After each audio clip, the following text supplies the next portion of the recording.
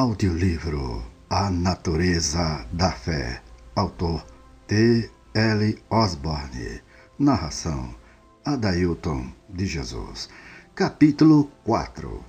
Alguns inimigos da fé. Primeiro, o desejo de ler acerca da palavra em vez de ler a própria palavra. A fé é pelo ouvir, e o ouvir pela palavra de Deus. Romanos capítulo 10, versículo 17.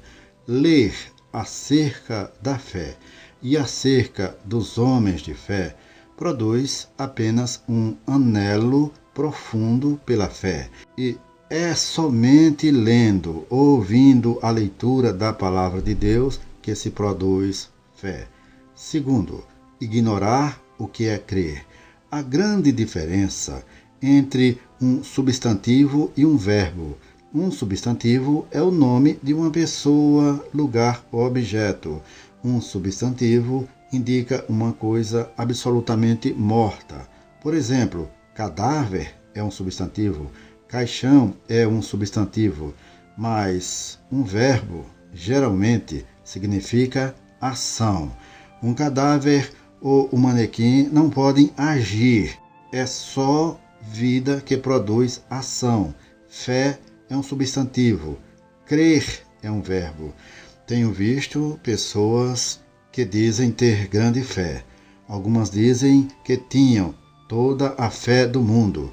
Isso pode ser, mas toda a fé do mundo, se não for acompanhada pela ação correspondente, é fé morta. A fé sem obras é morta. Tiago, capítulo 2, versículo 20. É possível ter fé e, contudo, não adquirir coisa alguma de Deus.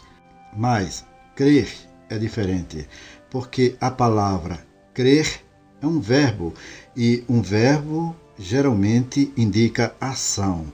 Quando crês, estão concretizando a promessa, e quando juntas a ação com a fé, isso é crer. E o ato de desempenhar a promessa sempre leva Deus a agir para cumprir a promessa. Crer na palavra é simplesmente concretizar a palavra. Crer é agir. A fé é uma causa da ação. Terceiro inimigo da fé: a confissão errada. Não deves fazer uma coisa e confessar outra. Paulo diz: com a boca se faz confissão para a salvação. Romanos capítulo 10, versículo 10. Não quererias confessar Jesus Cristo como teu Salvador e te comportar como pecador. Se o fizesses, tua confissão não significaria coisa alguma. Seriam somente palavras vãs. Se confessares, pelas suas feridas foi sarado, não ficarias acamado por causa da febre. Não ligaria importância à febre e faria em tudo segundo a tua confissão. Não faria caso de sintoma alguma, retendo firme a confissão da tua fé. Porque fiel é aquele que prometeu. Hebreus capítulo 10, versículo 23. Jesus Cristo é o sumo sacerdote da nossa confissão. Hebreus capítulo 3, versículo 1. Ele cumprirá suas responsabilidades como sacerdote, tendo cuidado para que recebamos o cumprimento de todas as promessas de Deus que confessamos fielmente com a boca e cremos no coração. A palavra de Deus em nossa boca e em nosso coração é equivalente à voz de Deus e exclui toda a razão para dúvidas. Então que a semente, que é a palavra de Deus, está em boa terra, onde sempre produz fruto. Não há possibilidade de fracasso quando assim agimos segundo a palavra de Deus. É desta maneira que provamos que as palavras de Cristo são espírito e vida, como ele diz que são. Eu sou o Senhor que te sara na tua boca e no teu coração. Romanos capítulo 10, versículo 8, fará desaparecer toda a enfermidade. Você entendeu o que eu acabei de falar?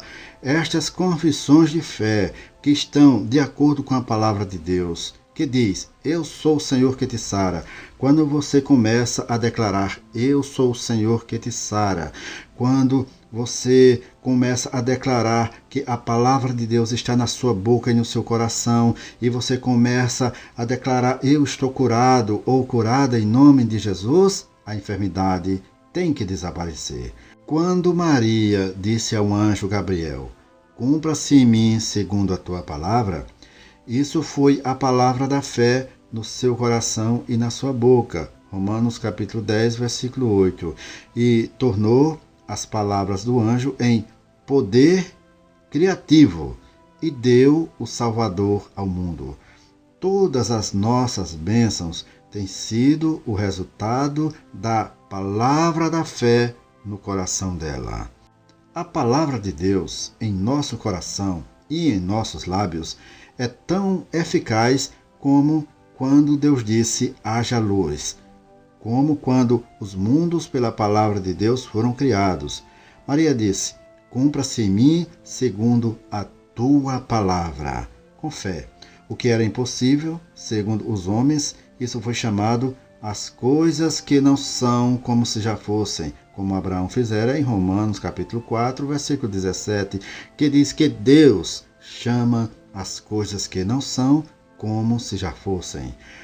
Todas as promessas é Deus a nos falar.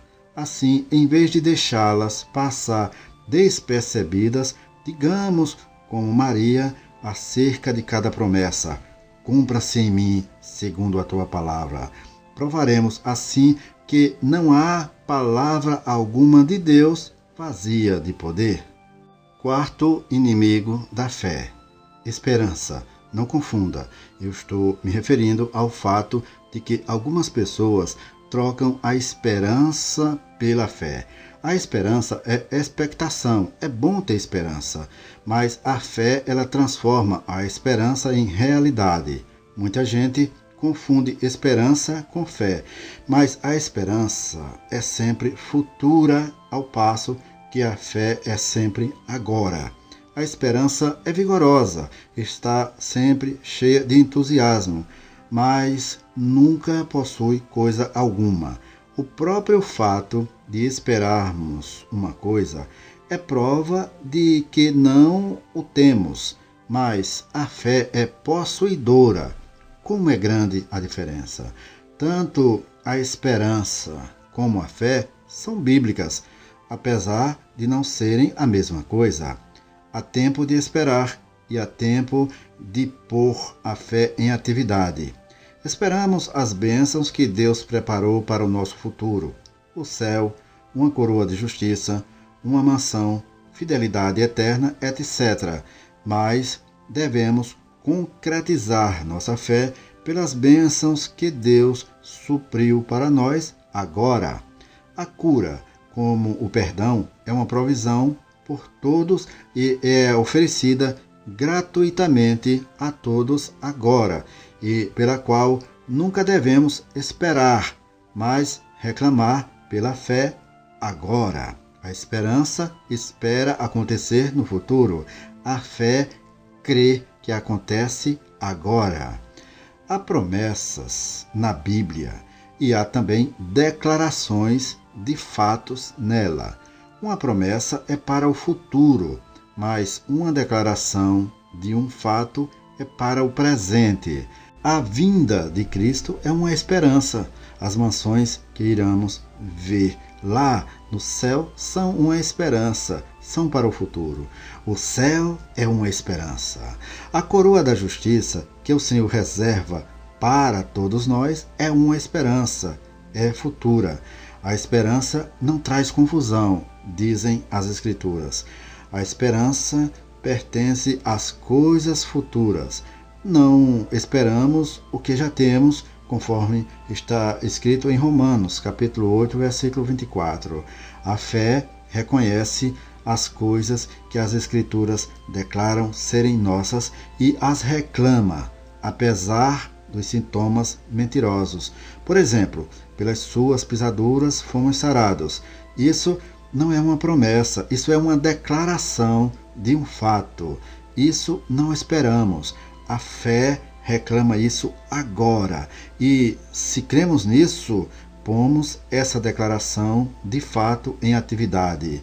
Levantamo-nos da cama, lançamos ao lado todos os auxílios, concretizamos toda a nossa libertação.